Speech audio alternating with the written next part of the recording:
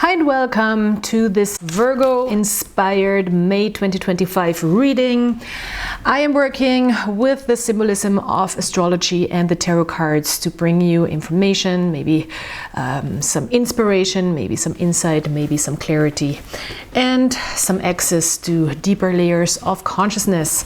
Let's have a little conversation with the cards. I am not making any predictions. You yourself are the only person who can direct your life in the way you want to, but maybe here you find some soft guidance, as I like to call it. All right, let's see if we have something interesting going on for everybody who is drawn to the symbolism of Virgo at this time. 10 of Wands. All right, the 10 of Wands is a card that has been present for me personally in my readings and live, the readings I like to watch, tarot readers around YouTube, quite a lot. It is a card where we are exposed to quite a lot, and we might feel like everything is quite a lot. Quite literally. It is a card that is actually called oppression, which means mostly that we might have found ourselves in a space where we are a little overwhelmed by everything that's going on, by maybe certain responsibilities, or by all the things we want to happen also, because the wands are about the ego, are about our desires as well. So it can also be a place where we feel like we want too much, or our desires are kind of restrictive and restricting movements because too many things at the same time need to happen. And it's restricting motion in a sense. We do have in this card the symbolism of Saturn and Sagittarius, and that is, of course, Sagittarius just wants to expand, and Saturn is like, no, you need to stay where you're at. Saturn is weighing down, Sagittarius is trying to go far and expand. So it can feel like, for some reason, for me right now, it feels a little bit like a brake and a gas pedal at the same time, even though it's not so much of a conflict, it's more of something just like holding us back or pushing us back, or being like this, you cannot go any further because it's just, it feels too hard, it feels too intense. It's physically straining also. The 10 of Wands is a card where we really push our boundaries, our own boundaries, but where we also learn our limits. And that is a necessary process, of course, also to strengthen ourselves, to get stronger, to build, to grow, to build muscle, to build stamina. But we can only go so far. There's a breaking point. And the 10 of Wands is a card where we go to the breaking point a little too often or too much, and at some point it's just not gonna be sustainable anymore. Still, it is of course, necessary card or necessary energy to figure out our own boundaries, our own restrictions, our own limits, and it is part of the process. The question is, what can we let go of? What do we need to let go of? And what is somehow unnecessary? Do we want to be in that energy of strain all the time? Do we want to run around being exhausted, being overworked, being full with responsibilities, being just without any room? There's no room left. For some reason, I feel there's no room left. Or can we make room for a little more pleasure or rest? The 3 of Wands. Well, of course, if we are...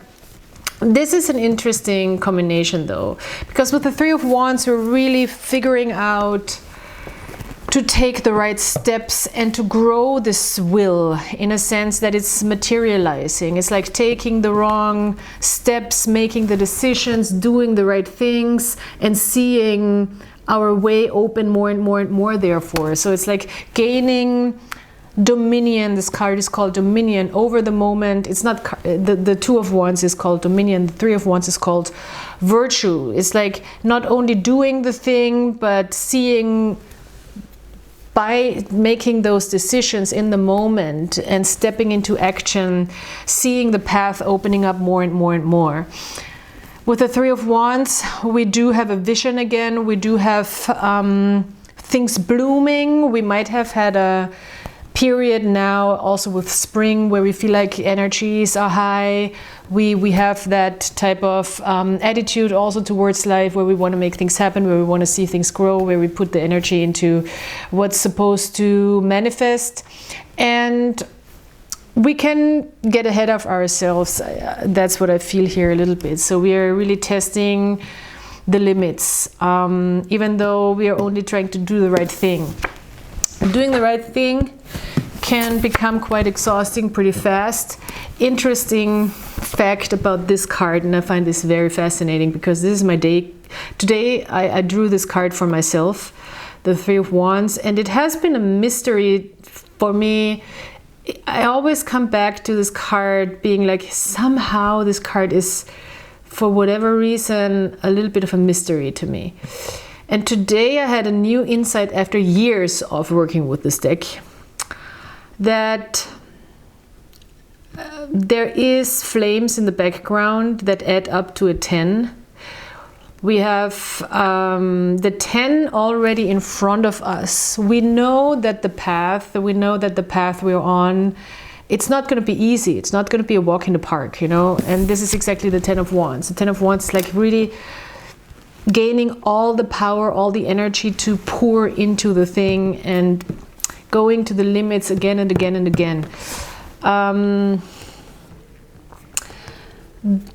Still, everything that is fed by the light and the sun and how we want to bring ourselves into the world is represented by these 6 white flames in the background. I'm not sure if you can see this, but you see these spikes, which are supposed to be flames or rays of light. And then you have these other ones that add up to a 10, and then you have the soft flames that also add up to a 10, so it's 2 10s. And that is the completion. The 10 is the completion. And we have this 10 here, of course, also on the table. So with the 6, we understand that the 6 is a balanced place where we want to kind of come back to, where we kind of want to calibrate back towards.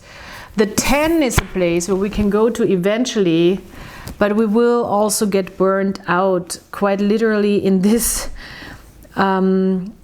picture, we see that those flames are not really light anymore.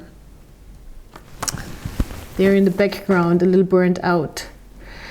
And the ones that are light, they are balanced. And we have results here. We have real results. Once we go into the 10, it gets chaotic. And that's what's represented by all the flames here in the background in this card that you see that are going in all directions. Is this working maybe better? Yeah. You can see all these little white flames in the background that are going into all different directions and are kind of chaotic. So that's what we want to somehow avoid, or at least be aware that we cannot do this for a very long time, because we're going to burn the thing to the ground, whatever the thing is, if you know what I mean. Okay, wow. Oof. Yeah. The High Priestess. There's stuff that's leading you forward that I'm not going to get into too much right now. Yeah, we have 2 6s, 1 8 of Wands, the Emperor. and a couple of emotional stuff that we are dealing with. So with the High Priestess, it's important to stay connected to a bigger picture, that we understand that things are bigger than us, and we can always tap into that energy if we need to. But for being in this energy, we need to also come back to ourselves and ground ourselves emotionally, spiritually. Not so much physically. I don't think this is not indicating you need to sit still in a room, because I don't even think you can right now. With this energy, it's really hard to sit still, even though we have the 10 of Wands, but for some reason we still want to move. It's weird, even though it's already so much. With the High Priestess, we just want to make sure that we are tapped into a bigger picture, that we know what we are doing this for, and intuitively connect to that voice, to that inner guidance that is showing us how to move, and how to also somehow maybe detach from that extremely active way of doing things into a more receptive, passive, drawing in things. Because with the 3 of Wands, in reality, we are also trying to draw in things. With the 10 of Wands, we are trying to force things. And I think we need to find a little bit of a better awareness and connectedness to a bigger idea what this is for. Is it just for the sake of exhausting ourselves? So we have what in the end? You know, it's like we really want to make sure that this is not a thing that is eating us up and burning us down. 10 of Pentacles could be about money, could be about, for some reason, I feel like a deadline. I don't know why, because it's so many 10s. And it's about completion. Maybe there is some pressure that we have to complete something, or we have to finish something, or we have to make something happen. But still, do we though? Do we have to? Or are we just telling ourselves that we have to because actually we're really connected to something much bigger right now, and this is just part of a block that we are building in the infinite cosmic creation that we are a part of. It's really, for some reason, with the High Priestess, I get this really strong feeling of we're just like a little, you know, piece in the puzzle, and we cannot forget, because this is so serious. The 10 of Wands is so, like, do we want to feel that way? Maybe sometimes. Maybe we want to prove to ourselves, and it is about the ego, that we can do something, or that we can, you know, put ourselves into these extreme conditions, or that we have the strength, we have the power, we have the desire, we have the passion to go after finishing this thing, to go after manifesting that thing that we want, the full picture, the jackpot, the coins, the money, the project, the house, the, I don't know, whatever wealth means to you, you know. But what happens next, you know? How can we come back into a more spiritual place with ourselves, where it's not so much about those primal energies of the fire and the wands and this very worldly experiences of the coins, which means everything we can touch, smell, taste, that's forming in front of our eyes or noses. Wow. Okay. So, all right. I don't have answers. This is just a picture and a couple of questions we can ask ourselves here. I'm gonna look at relationship dynamics. So this is you and another person. It can be romantic, can be romantic, it doesn't have to be romantic. And we're looking at what's connecting or disconnecting us. this other person. Page of Wands. Fire energy, young, fresh, open, adventurous, curious energy. Somebody is a lot of fun here. You might be dealing with a younger person or a youthful spirit that is maybe even a fire sign, Sagittarius, Aries, or Leo. Doesn't have to be, of course. Somebody wants to explore, wants to have fun, wants to have a good time, is an upbeat person maybe, has a lot of drive. Maybe this is also motivating you and giving you this drive, but maybe sometimes that feels too much. Could be with this 10 of Wands. Because it's fueling even the fire even more. There's already so much fire going on. And this is somebody who is fueling the fire, but very fun, and not destructive in any sense. We have Sagittarius energy mostly standing out here. There's a dragon on this card, which I love. Queen of Pentacles. Oh, they are, and the way the cards are falling here, in case you can see,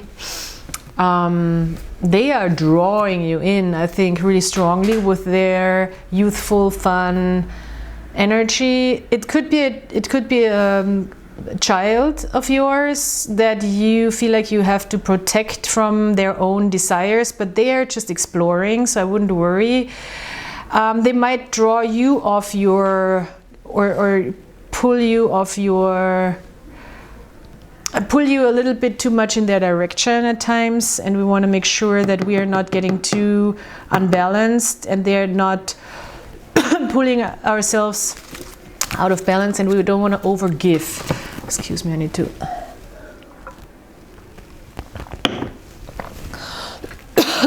excuse me. When you talk so much, then at some point my throat gets dry. Queen of Pentacles in the reverse. It's not in the reverse, it's not upside, it's not upright, it's not in the reverse. It's just we want to be nurturing, and I get a strong like mother son or mother daughter type of thing. We want to nurture, of course, that explorative energy, that somebody wants to go out there and do things and figure out what they want and get better at figuring out what they want, but we don't want to be overprotective or something, because the Queen of Pentacles could be, especially when she's like, you know,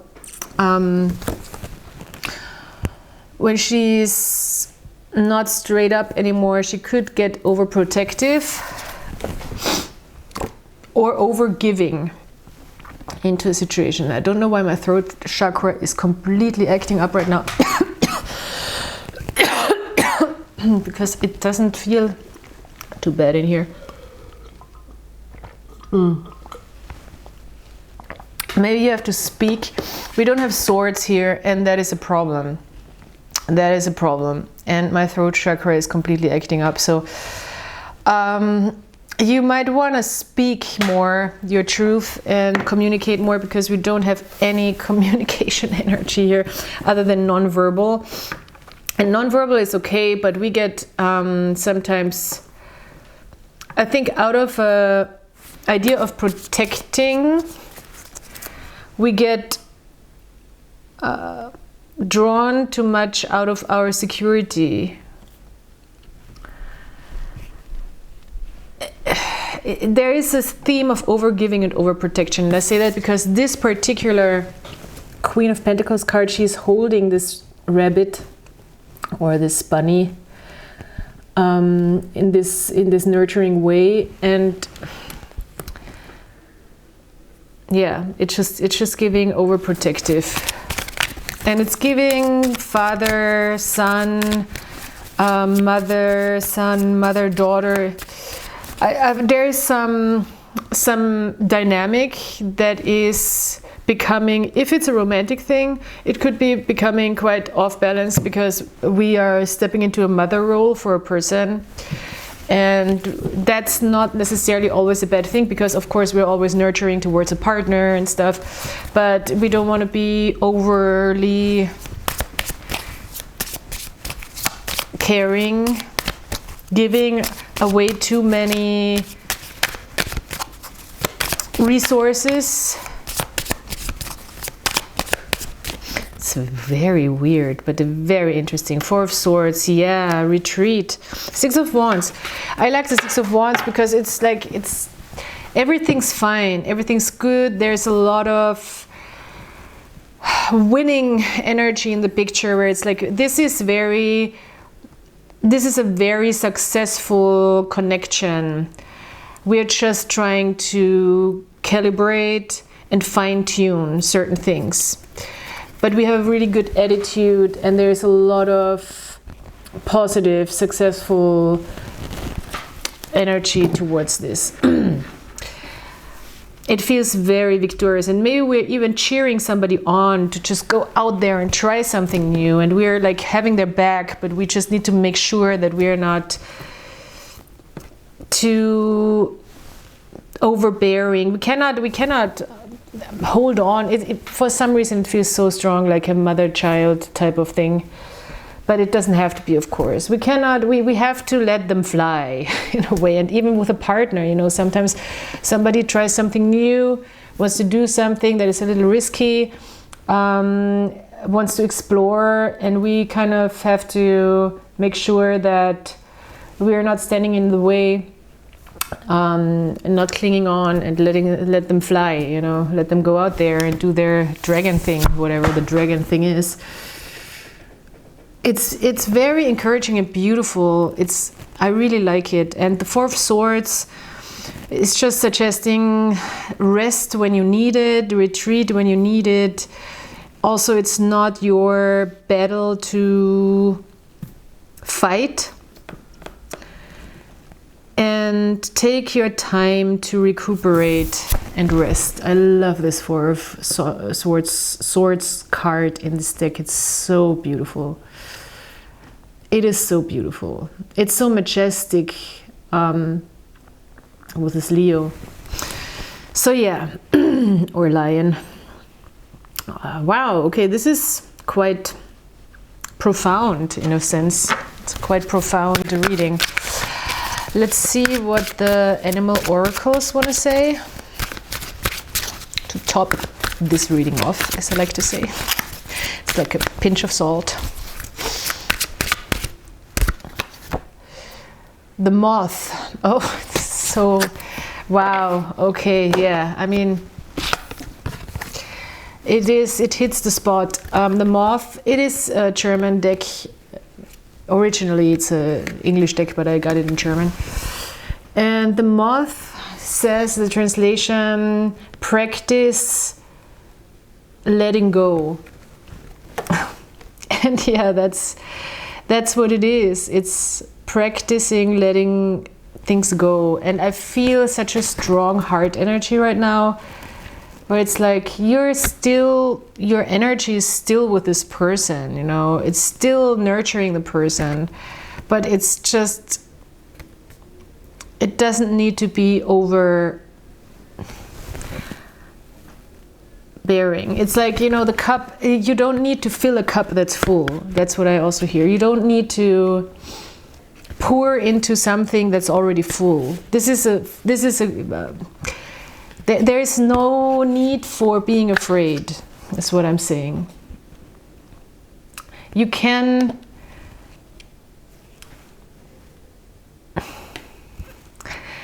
if this is not a mother-child type of situation, and if you're just very fascinated by a character, could also be very, very fascinated by a character. Also, it's like it's even going like too far to the light, you know, we cannot go into the light, we're gonna burn. We need to be able to, at the right moment, let go. And that's also the moth. Whew, wow. Wow. Very emotional in a sense. for a Virgo reading, weird, no cups, hardly any cups. We have the Queen of Pentacles, which is a Virgo card. I think this is as emotional as it gets, maybe for Virgo. But for me, it feels quite emotional, even though we don't have a lot of water energy here. We have the High Priestess and the Queen of Pentacles. It's enough. It's enough water. So yeah, please check out my description box. Please like, subscribe, comment if you enjoy these videos and readings. And you can follow me on TikTok, on Instagram. I am an artist, a musician, and also an intuitive, and I do these readings here. And also, if you want to, order a reading, then that's also a possibility. You find all the information in the description box, as I said, and I'll talk to you next time. Bye.